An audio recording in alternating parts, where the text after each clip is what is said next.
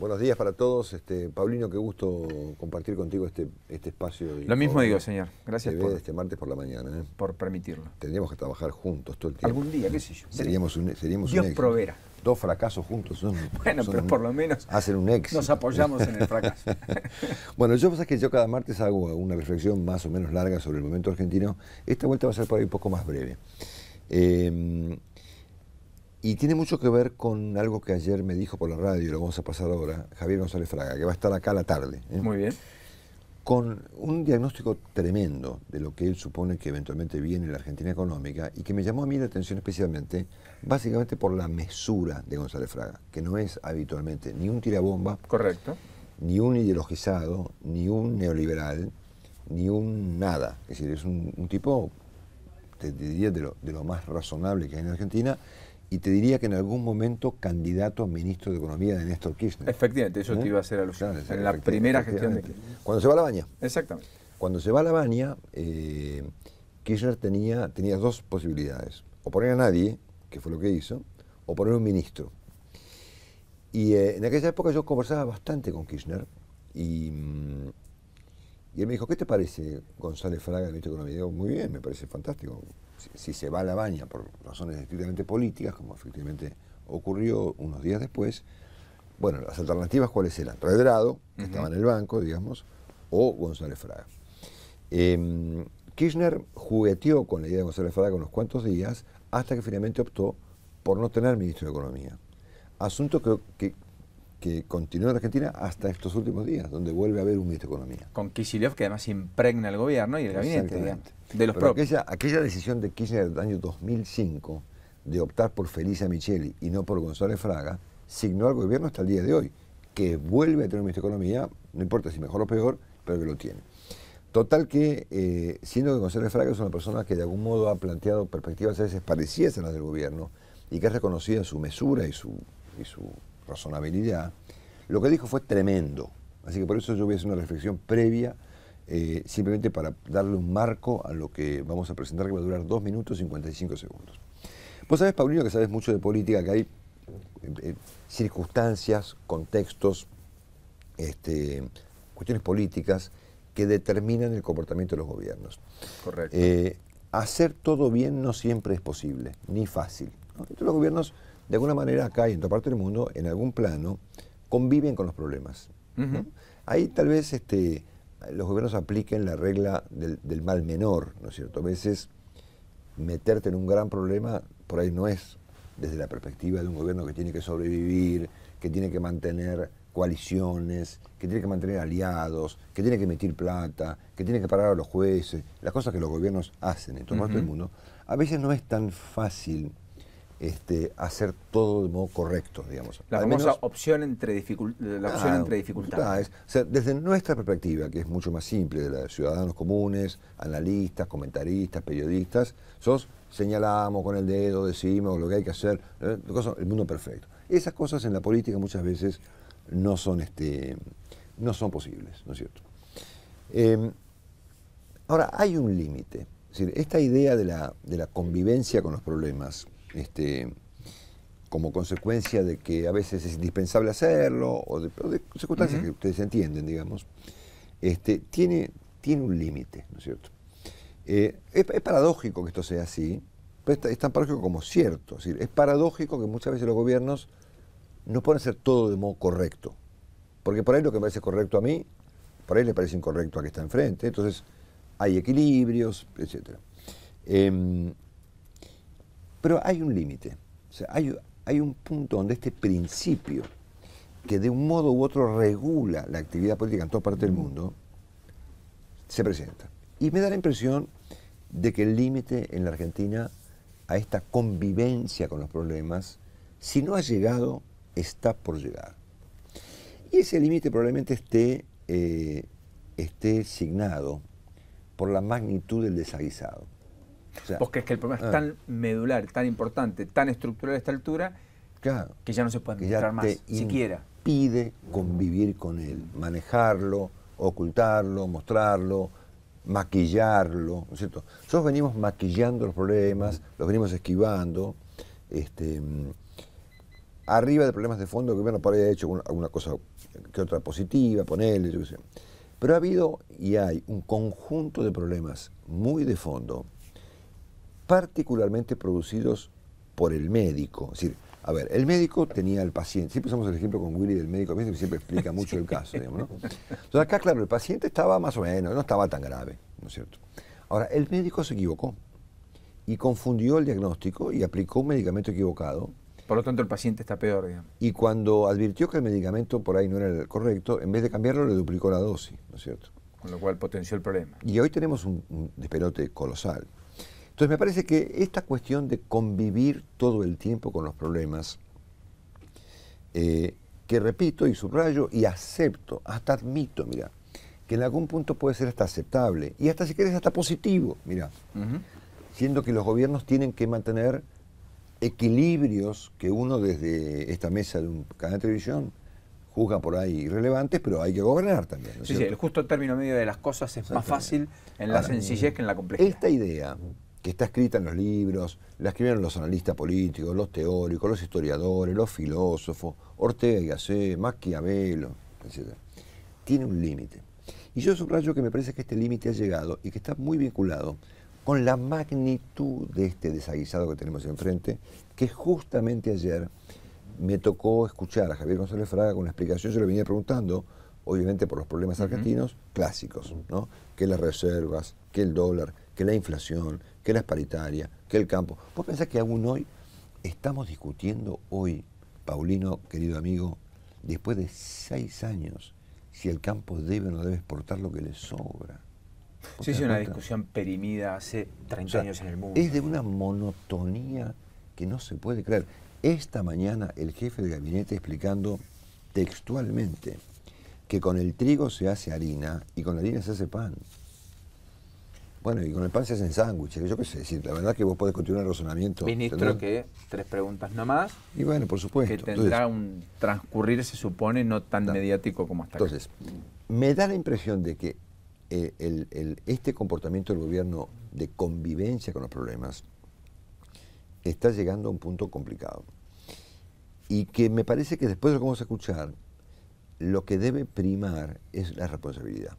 Entonces, estamos todos enroscados en una discusión que después la vemos después de la grabación, sobre el estrés, que la Presidente, que las cuestiones políticas, que la cámpora, que la Presidente está recién operada y que no le pueden decir que no, viste, que está este cuento que no se la puede contradecir, ¿entendés? Que no se le pueden llevar malas noticias, que los diagnósticos no se le pueden plantear porque el Presidente se lo toma mal, no le gustan las noticias. O sea, hay un momento en donde esta discusión infantil de la Argentina, monótona e infantil, se debe terminar. Porque si no, me da la impresión de que lo que dice Javier González Fraga va a ocurrir, digamos, ¿no? Porque además Javier lo dice en buenos términos, porque es una persona educada y moderada, pero hay un consenso general respecto a lo que vamos a escuchar, que incluye a mucha gente del gobierno. Sí, aquellos que están pensando en el día después y que por tanto tienen sus propios salvoconductos. Bueno, mucha gente del gobierno, legisladores, algunos ministros, obviamente los gobernadores, muchos intendentes, ni hablar de la oposición, digamos, pero hay un consenso general respecto de que lo que viene es bastante parecido a estos 2 minutos 55 segundos que te propongo compartamos, que ayer nos planteaba en Radio Mitre Javier González Fraga. Vamos. Los miedos que yo tengo hoy son 3. Yo creo que esta inflación que está entre el 30, 40, dependiendo qué plazo tomes, se puede acelerar muy rápidamente. Y no me da satisfacción que el Banco Central diga vamos a bajar el ritmo de expansión monetaria, porque no te olvides, Marcelo, que a mí me tocó asumir el Banco Central en el 89 y la inflación fue 300% el primer fin de semana. Sí, sí, claro. En los primeros 2 días, el 8 y 9 de julio. Y nadie se había vuelto loco en el Banco Central, García Vázquez o el que estaba antes, emitiendo tanto dinero. En algún momento colapsa la demanda. Las inflaciones se aceleran porque colapsa la demanda de dinero. Que colapse la demanda de dinero es una expresión media abstracta. Hablando decir? Fácil significa la gente no quiere pesos. Claro. Entonces, cobra una jaula de Hacienda, ¿en qué lo invierto? ¿En qué lo gasto? Si no es en cosas, voy al dólar. Cuando el dinero quema, bueno, hoy todavía tenemos una cantidad de dinero que si la gente decide desprenderse, la inflación podría duplicarse si es que se puede desprenderse de dinero. Aunque no aumente la cantidad de dinero. ¿Se entiende? O sea, sí, claro. Yo hoy miraría muy bien... Aumenta el rechazo, digamos. Claro, rechazo, huida del dinero. Esto es aumento de velocidad de circulación, llamarlo como vos quieras. Pero es que la gente le quema la plata porque cree que la plata deja de valer. Ese es un riesgo que podría aumentar fuertemente la inflación. ¿Qué lo puede disparar? Un salto del paralelo, un aumento salarial que pida Moyano y compañía en un par de meses. Cualquier cosa de esas puede generar esta clase de problemas. El otro problema es que yo no estoy de acuerdo con que claramente estamos en un año de estancamiento, de crecimiento del 1. No, yo creo que esto se puede transformar en un -2 muy rápidamente también. O sea, estamos al borde de un proceso recesivo. Ya nadie quiere invertir. La gente prefiere quedarse con la mercadería que no venderla. Entonces estamos está desapareciendo empleo. Realmente hay problemas serios en una cantidad de economías regionales que están al borde de la quiebra. Entonces también acá estoy preocupado. Y por último estoy preocupado por los errores cambiarios. Si bien para mí 30.000 millones de dólares sigue siendo una masa bastante importante que le da mucho margen de maniobra, si no hacen algo en 6 meses, las reservas van a seguir cayendo y esto se puede disparar una expectativa donde entonces empiece una corrida donde el precio del dólar sea más el del pánico que no un precio razonable, ¿no? Vos fíjate el diagnóstico. Impactante, ¿eh? Bueno, él dice, inflación, y antes de este tramo dijo, bueno, en realidad si vos anualizás el 5 te da como 80, ¿no es cierto? Bueno.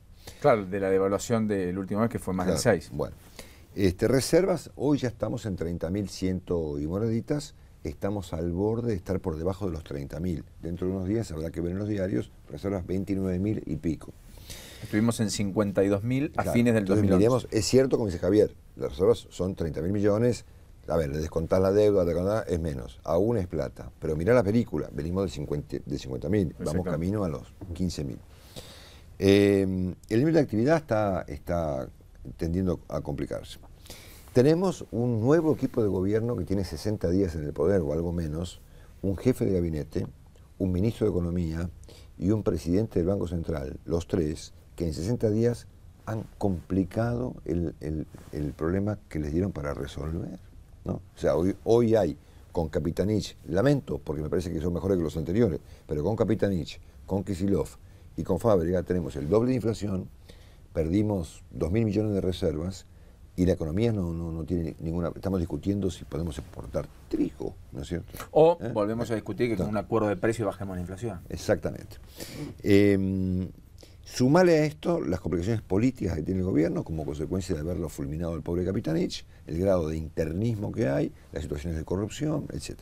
Entonces, frente a semejante cuadro, que ciertamente me resulta muy grave y que me parece que marca un límite con esta idea de la convivencia con ciertos problemas como consecuencia de contextos políticos. O la herencia. O la herencia. Ya se borró y se fumó 10 años después. Me parece que hay un sector del gobierno que explica que no se puede cambiar. No se puede. ¿Y por qué no se puede? Y no se puede porque si no sería, por ejemplo, como admitir un error, ¿no es cierto? No se puede porque la Presidenta no va a aceptar, por ejemplo, que se equivocó con Vudú, ¿no es cierto? O la Presidenta no puede aceptar que negó la inflación durante, por ejemplo, 2007, 2008, 2009, 2010, 2011, 2012, 2013, 7 años. O la Presidenta no puede aceptar que el cepo, por ejemplo, fue una equivocación de carácter colosal que terminó de complicar un problema que vino a resolver, ¿no es cierto? O no puede aceptar que lo liquidaron a pobre Kapitanich en 48 horas y que carecemos de jefe de gabinete. Y que por lo tanto se terminó el CEO de gestión que algunos imaginaron. Entonces no se puede. ¿Sí? Tampoco se puede porque la Presidenta tiene estrés, ¿no? Está estresada. Si la Presidenta hasta que vaya a Cuba, Venezuela y Marruecos, aparentemente no, entiendo que no va a producir ninguna... Eso es fines del mes próximo. Exactamente, fines de este mes, ¿no? No, claro, empieza la gira, pero vuelve fines del mes próximo. Muy bien. Entonces a mí me parece que frente a semejante cuadro de cosas y frente a semejante perspectiva que nos presenta Gonzalo Fraga, esto es, Argentina va a una crisis. A mí me resulta medio antipático tener que decirlo así, porque los argentinos nos hemos vuelto unos maestros de la disimulación, nadie dice nada, ¿viste? Porque se ofende la señora, porque se ofende no sé quién, porque si vos decís que viene un bolonqui, sos el responsable del bolonqui, ¿entendés? Hemos entrado en un grado de infantilismo que pronosticar un inconveniente te hace parte del inconveniente. Ya le van a decir a Javier que la culpa la va a tener él, si pasa lo que él pronostica, ¿no es cierto? Bueno. El agorero de... Entonces, claro. A mí me parece que hay una palabra con la que se puede resolver este problema, porque estamos claros, a ver, la presidenta no va a ser reelecta, no hay perspectiva alguna de que haya reelección, las cosas están claras, digamos, la Argentina está como está, y que es la palabra responsabilidad. Entonces, hay un momento en donde me parece que tiene que primar la responsabilidad por encima de las consideraciones y los contextos políticos. Te subrayo y vuelvo al principio. Puede haber circunstancias, momentos, por ejemplo, los principios de Kirchner, ¿no es cierto?, donde era tan adverso el contexto político para Kirchner que por ahí tuvo que hacer cosas que ni a vos ni a mí nos gustaban, pero bueno, por ahí la política, el manejo del poder, te dicta que deben ser así, ¿no es cierto?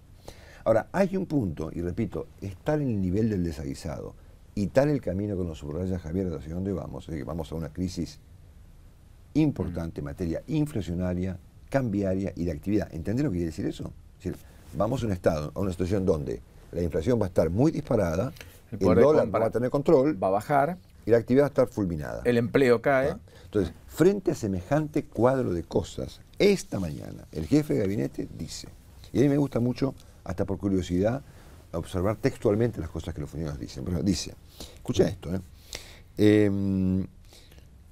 hemos tenido una reunión con el sector de producción, de bienes de capital, y de productos electrodomésticos, heladeras, cocinas, lavarropas. Ayer. Muy bien.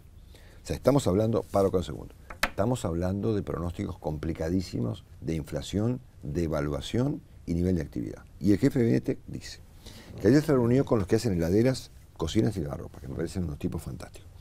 Y identificamos, dijo, 38 complejos de producción de bienes y servicios para potenciar exportaciones y generación de empleo sustentable. Y continuaremos con esas reuniones. Muy bien. Esto es como decir, mira, yo estoy pintando el 8º piso y no me importa un pito de los cimientos, que están catastróficos, y que en un momento se cae todo el demonio, pero yo estoy en una cosa muy simpática. Me gusta el color, me gusta pintar, me apasiona la pintura. Estoy con el paciente, volviendo al ejemplo, que está drenando sangre por la pinchadura, digamos, y yo estoy haciendo un lifting, ¿no es cierto?, para que no se note, ¿verdad? Entonces, me da la impresión de que frente a semejante cuadro de cosas, aquí cabe esperar, e inclusive reclamar, una actitud responsable de la Presidenta de la República. Ya no de Capitanich, ya no de Fábregas y ya no de Kicillof. Tampoco Casamiquela, que es el otro nuevo. A ver, Casamiquela, pobre hombre, no ha podido convocar, no ha tenido margen para convocar a los responsables del campo en la Argentina, tuvo que llamar a los técnicos. Otro subterfugio de la Argentina alucinante para esquivar el bulto. Hemos inventado que el campo tiene técnicos, ¿no es cierto? Como si fuese la... Y que el Ministerio de Agricultura también tiene técnicos, digamos, que recepcionan a los técnicos. Entonces, en vez de venir yo y vos, yo mando un técnico, vos manda el tuyo, ¿no es cierto? O sea, esto es un invento que hicimos de explicar que se juntan los técnicos para justificar que el ministro de Agricultura no puede hablar con Bussi, ¿entendés? Bueno, muy bien. O que Bussi y Echeverri lo tienen que abordar al jefe de gabinete en medio de un congreso para intentar sacarle una reunión que después no les da. O que los representantes de la principal actividad económica de esta nación, que es el campo, no hablan con la Presidenta de la Nación. Entonces, claro, que escucha a Coto que le dice que va a faltar tomate y por eso manda a importar tomate, digamos. Y después se retrotrae. Para disimular todo esto, hemos inventado este invento de los técnicos, ¿no es cierto? Bueno, fenómeno. Entonces, Casamiquela, chao. El presidente del Banco Central no tiene autoridad, no te digo para decidir la emisión monetaria, para decidir la nominación de los billetes, ¿no es cierto? O sea, si hoy el señor Fábrega resolviera que terminemos con este escurro de hacer billetes de 100 pesos de toneladas, y es un billete de 500, para inclusive ser un poco más prudentes con el nivel de gasto y demás, no lo puede hacer. Pues sí que es una decisión que no puede tomar Fábrega. No tiene margen. ¿Y por qué no lo puede hacer? ¿Por qué no lo puede hacer? Porque al presidente no le gusta. Pues sería blanquear la inflación y que tenés que hacer un billete 5 veces superior a... una pavada, sí, correcto. A ver, en el caso de Kicillof está intentando una tarea digna de Ulises, digamos, ¿no?, que es el control de la matriz insumo-producto para el control del precio de 200 productos, ¿entendés?, que suben igual. Esto es, que si, acá lo decíamos exactamente con el ejemplo del marcador la semana pasada, ¿no es cierto? Este marcador le vamos a controlar el precio, pero también vamos a controlar sus insumos, ¿no es cierto? Por ejemplo, la pintura, ¿no es cierto? Correcto. La tinta y el plástico, que a su vez tienen insumos. Otros procesos de insumos, correcto. Ok, y el plástico tiene, por ejemplo, otros proveedores, ¿no es cierto? Por ejemplo, empleo, materias, productos químicos, transporte. Entonces vamos a controlar cada uno de los costos de cada uno de los costos, o sea, al control, de cada uno de los costos. Le sigue el control del control porque está el costo del costo del costo. Bueno, muy bien. Entonces tomame que... Ya nos cansa a nosotros, imagínate un tipo que tiene que hacer eso, digamos. Y en el caso de Kicillof, en el caso de Capitanich, yo lamento mucho por él, porque la verdad es que yo mismo dije en esta mesa, hace 60 días, bueno, efectivamente por ahí esta vuelta tenemos un jefe de gabinete que viene a cumplir el papel que Alfonsín y Menem imaginaron, o Alfonsín especialmente, para el jefe de gabinete. Es decir, ante un problema determinado, un problema de salud del presidente, una operación como la que tuvo el presidente de la República o alguna circunstancia política determinada, bueno, la Constitución inventó un cargo que puede compensar un despelote, ¿no es cierto? Y mucha gente, yo mismo me creí eventualmente esa posibilidad, que a Cristina había delegado, ¿no es cierto?, como consecuencia del estado de cosas. Yo cuando en el gabinete me decían, olvídate, bueno, la presidenta no considera el jefe de gabinete, decía, no, pero a ver, esta es una situación extraordinaria. Capitanich entró en un juego muy complicado ahora, que le salió torcido, y que vos fíjate que la única actitud política relevante que le queda es renunciar. Seamos francos. Volver a su provincia. Comandar Chaco, conservar cuota parte de poder. El gesto político de proporciones que le queda al jefe de gabinete sería eventualmente, no estoy diciendo que se vaya, por supuesto, digo, a ver, ¿qué le queda a Capitanich como un gesto de magnitud, de proporción política? Irse. Porque quedándose, tiene que explicarle esta mañana al país en conferencia de prensa que con el trigo se hace harina y con la harina se hace pan, ¿no es cierto? Que es una explicación para mis mellizas que tienen 6 años. Dicen que del ridículo en política no se vuelve. Vos creés que está al borde, digamos. Exactamente. Entonces acá me parece que estamos, y a este punto quería llegar y con esto me voy y no molesto más, que el estado de cosas requiere de una actitud responsable de la Presidenta de la República. Y ya no van las explicaciones de que al presidente no le gusta mala noticia, que la Presidenta está cansada, que está estresada, que los chicos, que Santa Cruz, que... Me parece que la Presidenta tiene que enfrentar esta situación y tiene que, paradójicamente, ponerse los pantalones, viejo. O sea, si hay una cuestión de la Presidenta acepta la situación, convoca a una mesa amplia, pero no hay otra. ¿No es cierto? Y desde la oposición también dejan las mezquindad, concurren e intentan todos aportar y finalmente subsanar y sobrevolar una crisis que la tenemos en puerta. Me parece que ocurre muchas veces que los países resuelven los problemas de los gobiernos, ¿no es cierto? Muy bien. Me parece que ahora tiene que ser al revés. Es el gobierno el que tiene que resolver el problema del país. O sea, la Argentina se ha dedicado durante todos estos años a resolver los problemas de los Kirchner, que han planteado, se han puesto víctimas de todas las circunstancias. Víctimas de la herencia, víctimas de la dictadura, víctimas de las corporaciones judiciales, víctimas del mundo, víctimas de los medios de comunicación, víctimas de la oposición, de los mercados, del mercado cambiario, víctimas del campo, víctimas de todo, ¿no es cierto? Durante 10 años la Argentina ha comprendido, si se quiere poner así, que los Kirchner han sido las víctimas, especialmente Cristina, las víctimas hasta de problemas de carácter personal, ¿no es cierto? Me parece que hay un punto donde eso se termina y llega el momento donde el gobierno es quien debe resolver el problema del país. Ahora, y si vos hurgás un poquito más, y te lo dejo para el martes que viene, si debes a profundizar este punto, te vas a encontrar que la mayoría de las cuestiones son problemas personales de Cristina. Cristina no quiere al campo, Cristina no quiere escuchar la inflación, Cristina no quiere cambiar la nominación de los billetes, Cristina no quiere corregir el dinero, Cristina. Porque todo bueno, viejo, basta, ¿entendés? Es una conducción monolítica. Entonces, a ver, es una nación que en nombre de no molestemos a Cristina, está camino a estrolarse, si seguimos el comentario de Javier. Entonces, me resulta que es Cristina quien debe asumir la responsabilidad de poner este barco con otra prueba.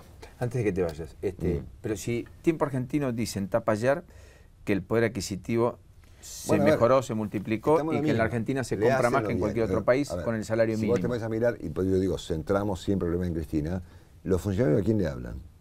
A Cristina. Entonces, los diarios ¿a quién le hablan? A Cristina. Es decir, los diarios que la elogian le hablan a Cristina y los que la critican también, digamos.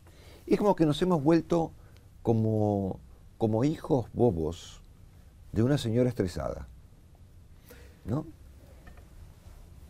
Y ahí vamos a la deriva, en una monotonía aburridísima, bueno, viendo cómo viene el iceberg, digamos, ¿no es cierto? Y es un iceberg que la Argentina ya conoce. Es decir, a ver, Javier no está contando nada del otro mundo, digamos. No está revelando nada, que la gente lo está poniendo en orden, digamos. Y está planteado además, como lo dice González Fraga, que es un tipo sensato. A mí me llamó mucho la atención, ¿no es cierto? Entonces me da la impresión de que estamos alegremente justificando un montón de problemas personales y yendo a chocar contra un problema dramático de inflación, muy complicado en materia cambiaria y de nivel de actividad, en donde los polos productivos identificados por el jefe de gabinete y el problema de que con el trigo se hace pan y viceversa, o con el pan se hacen sándwiches, va a resultar una cosa medio absurda en el contexto de una crisis peor que esta. Nada. Me parece que la palabra responsabilidad de parte de la Presidenta de la República es lo que debieron empezar a discutir los argentinos a partir de ahora. Marcelo, gracias. No, un placer verte, Paulino. Nos vemos el martes que viene. Hasta el próximo martes. Sí, desafío planteado. Gracias, señor, por dejarme participar. No, un placer. Gracias. Chau, chau.